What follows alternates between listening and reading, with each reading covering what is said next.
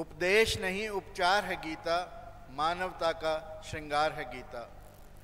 रक्त शिराओं में राणा का, रक्त शिराओं में राणा का, रह रह आज हिलोरें लेता, मातृभूमि का कण कण तृण तृण हमको आज निमंत्रण देता। आज पुनः आक्रांत हुई है मातृभूमि हम सबकी प्यारी, उठो चुनौती को स्वीकारो, युवकों आज तुम्हारी बारी, युवकों आज तुम्हारी बारी। ऐसे ही प्रेरणा के हमारे स्रोत योगी आदित्यनाथ जी, उत्तर प्रदेश के माननीय मुख्यमंत्री, जिन गीता के कर्म योग को जीवन में उतारकर निष्ठा और दृढ़ संकल्प के साथ लोक कल्याण के कार्यों में निरंतर लगे रहने वाले आदित्यनाथ जी महाराज, जो सन्यासी जीवन के तप, अनुशासन और शुचिता को लेकर प्रदेश और देश के विकास में आध्यात्मिक अंतर्दृष्टि और कर्म योग का आधार प्रदान कर रहे हैं। ऐसे ब्रह्म सत्ता और राज सत्ता के अनूठे, अद्वितीय, अनुपम संगम योगी आदित्यनाथ जी महाराज को मैं मंच पर बुलाना चाहता हूं कि वो आएं और हमें अपने वचनों से कृतार्थ करें। परम पूजनीय योगी आदित्यनाथ जी महाराज।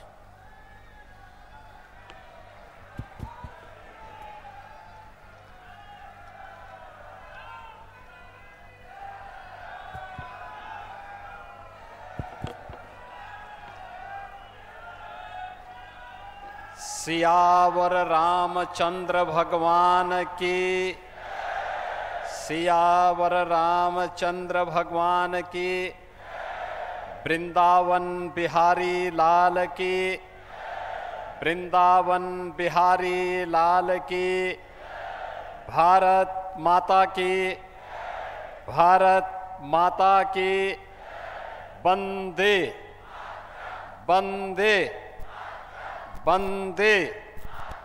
नमः पार्वती पतिये हर हर।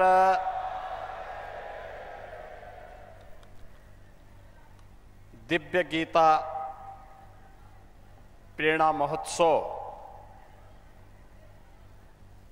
जियो गीता के तत्वाधान में आयोजित आज के इस समारोह में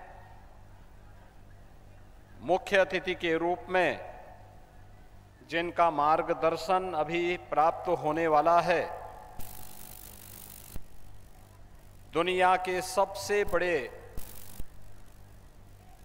स्वयंसेवी संगठन राष्ट्रीय स्वयंसेवक संघ के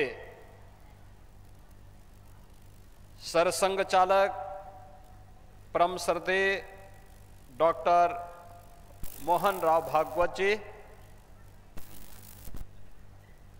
संस्थापक जियो गीता पूज्य स्वामी ज्ञानानंद जी महाराज,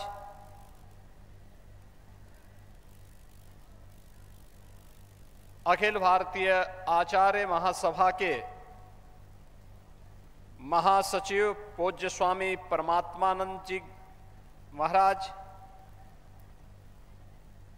जगतगुरु रामानुजाचार्य पूज्य स्वामी श्रीधराचार्य जी महाराज, जगतगुरु पूज्य स्वामी संतोषाचार्य सतवा बाबा जी, मंच पर उपस्थित पूज्य संतजन स्वामी धर्मेंद्र दास जी महाराज,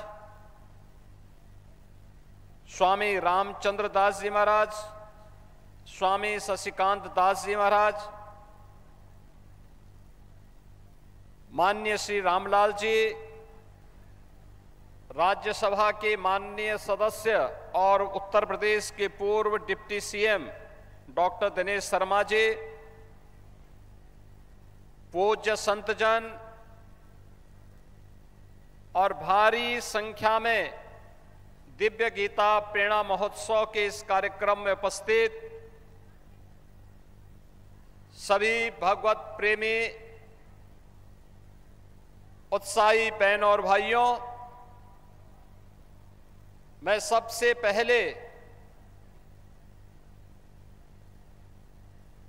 भगवान श्री कृष्ण की पावन जन्मभूमि और लीला भूमि के प्रदेश उत्तर प्रदेश में दिव्य गीता प्रेरणा महोत्सव के इस आयोजन के लिए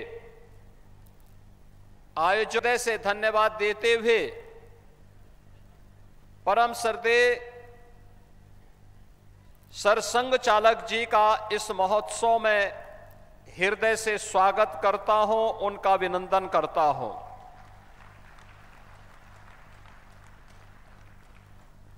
बहनों और भाइयों,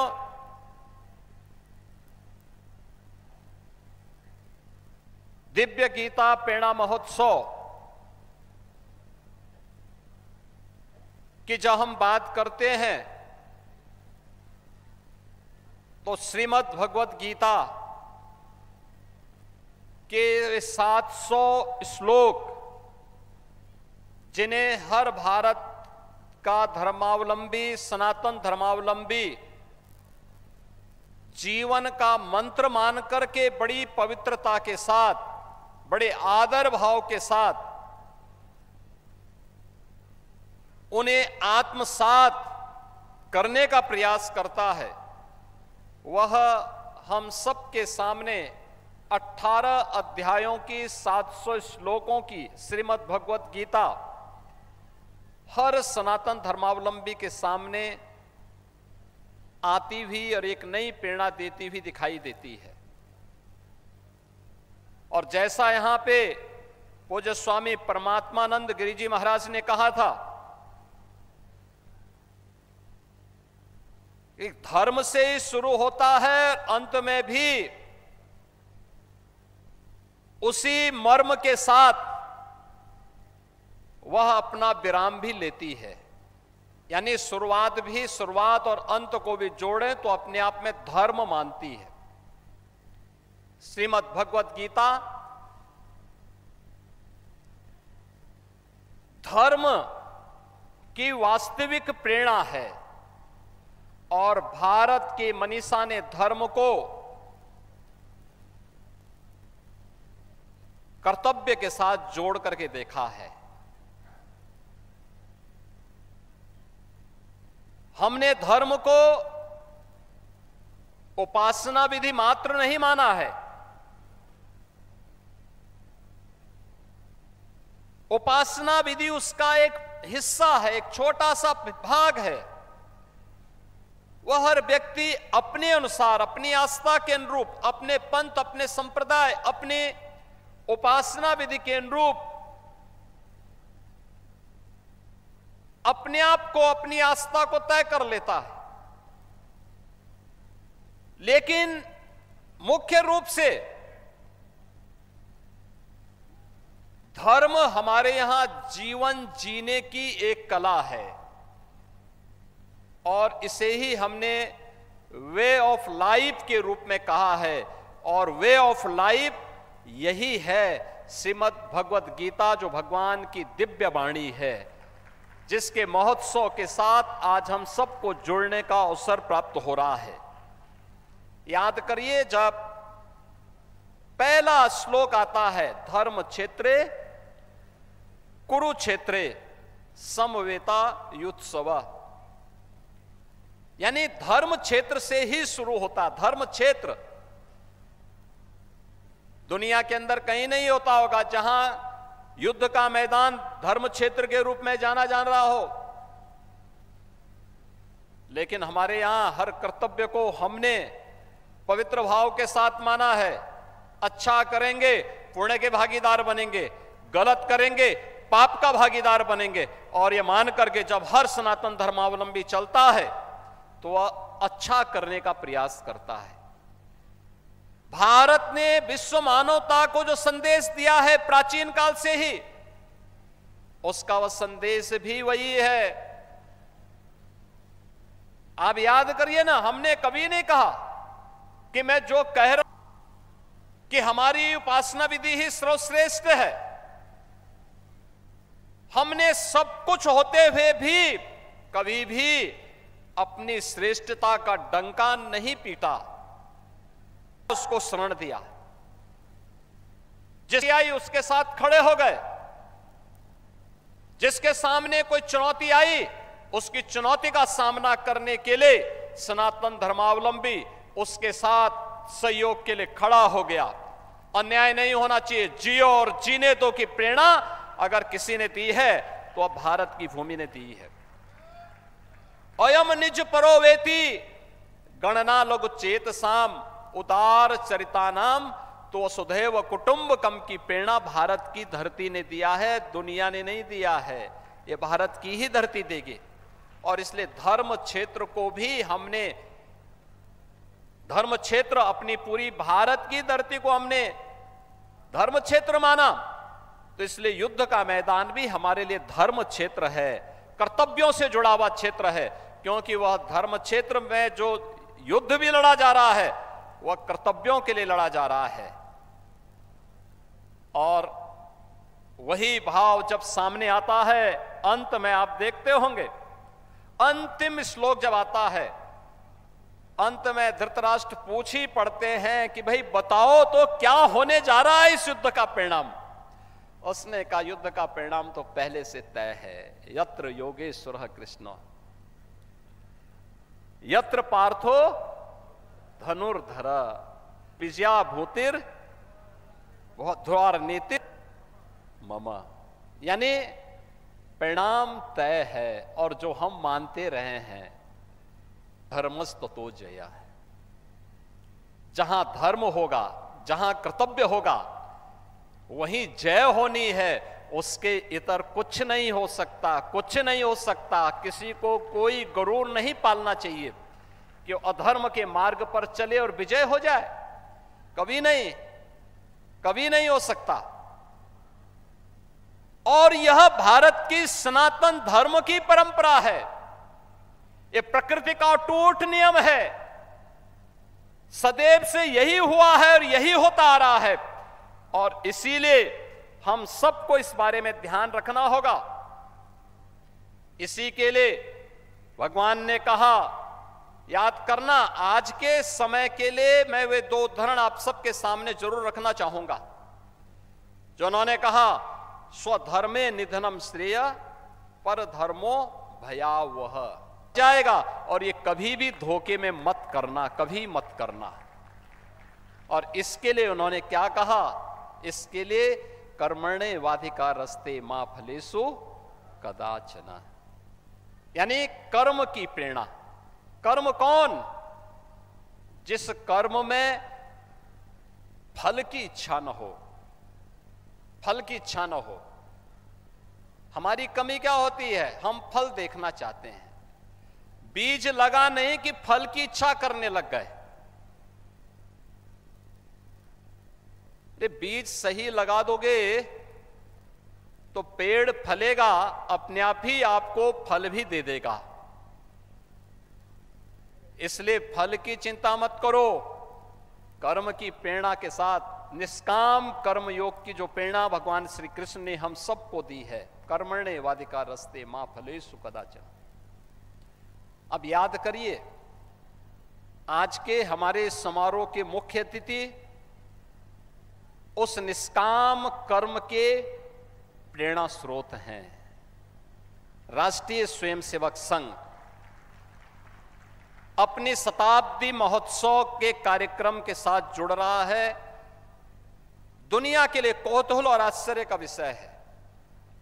दुनिया के लोग आते हैं, दुनिया के एम्बेसडर आते हैं, हाई कमिश्नर्स आते हैं, वे हम लोगों से पूछते हैं कि क्या राष्ट्रीय स्वयंसेवक संघ से आप लोगों का जुड़ाव है। हम लोग कहते हैं हाँ, हम लोगों ने राष्ट्रीय स्वयंसेवक संघ में एक स्वयंसेवक के रूप में काम किया है। कहा इतना बड़ा संगठन कैसे हो गया, इसकी फंडिंग का पैटर्न क्या है।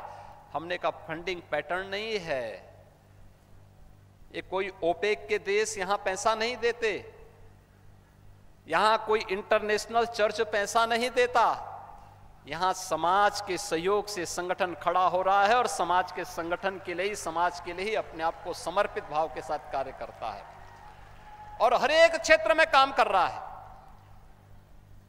कोई भी पीड़ित आएगा, उसकी सेवा अपना कर्तव्य मान करके एक एक स्वयं सेवक करता है। बिना ये परवाह के बगैर ये कौन जाति का है, किस मत का है, किस मजहब का है, किस क्षेत्र का है, किस भाषा भाषी का है, इसकी परवाह के बगैर पीड़ित है उसकी सेवा करनी है, उसके साथ खड़ा होना है। एक कर्तव्य मान करके सेवा को किसी सौदे के साथ नहीं जोड़ता है। याद करना, राष्ट्रीय स्वयंसेवक संघ की यही शिक्षा है कि राष्ट्र प्रथम भाव के साथ राष्ट्र के अंदर हर उस पीड़ित की मदद करना जो भारत को परम वैभव तक ले जाने में सहायक हो सकता हो, सबके साथ खड़ा हो जाना। और यही राष्ट्रीय स्वयंसेवक संघ की प्रेरणा है, जिसने सेवा के साथ पिछले 100 वर्षों में कोई सौदेबाजी नहीं की, लेकिन कुछ लोगों ने दुनिया में भी और भारत में भी सेवा को सौदे का माध्यम बनाया है। वे लोभ से, लालच से, दबाव से भारत के डेमोग्राफी को बदलने के लिए हर प्रकार के छल और छद्म का सहारा लेकर के अपना ताना भी और अपना बाना भी बदल करके भारत की आत्मा पर प्रहार करने का प्रयास। और हमें इस बात को ध्यान में रखना होगा इन स्थितियों में गीता, श्रीमद् भगवत गीता, भगवान की वाणी हम सब के लिए एक नई प्रेरणा बन सकती है। और मैं तो इस बारे में हृदय से अभिनंदन करूंगा पूज्य स्वामी ज्ञानानंद जी महाराज का, जिन्होंने जियो गीता को जीवन के प्रत्येक क्षेत्र में इसे बहुत छोटे छोटे उद्धरण के माध्यम से प्रस्तुत करने का प्रयास किया। यह उद्धरण हर एक क्षेत्र में, जीवन के अलग अलग क्षेत्र में, एक श्रमिक के लिए गीता का उपदेश क्या है, एक किसान के लिए गीता का उपदेश क्या है और उसकी प्रेरणा क्या है, एक महिला के लिए गीता की प्रेरणा क्या है, एक छात्र के लिए गीता की प्रेरणा क्या है, एक नौजवान के लिए गीता की प्रेरणा क्या है, एक नौकरी पेशा व्यक्ति के लिए गीता की प्रेरणा क्या है, एक चिकित्सक के लिए, एक अधिवक्ता के लिए, एक व्यापारी के लिए, एक योद्धा के लिए,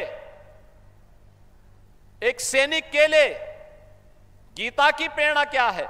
और इसे उन्होंने जियो गीता के माध्यम से प्रस्तुत किया है। उनकी छोटी छोटी पुस्तकें अत्यंत प्रेरणादायी। मैं कहता हूं श्रीमद् भगवत गीता ये केवल जेल के बल्कि 140 करोड़ भारतवासियों के लिए यह एक दिव्य मंत्र है, जीवन में सफलता का मार्ग प्रशस्त करने वाले और जीवन जीने की एक कला का मार्ग है।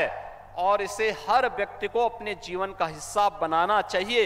इस विश्वास के साथ मैं आज के इस अवसर पर परम श्रद्धेय सरसंघ चालक जी का इस गीता प्रेरणा महोत्सव में हृदय से अभिनंदन करता हूं, उनका स्वागत करता हूं।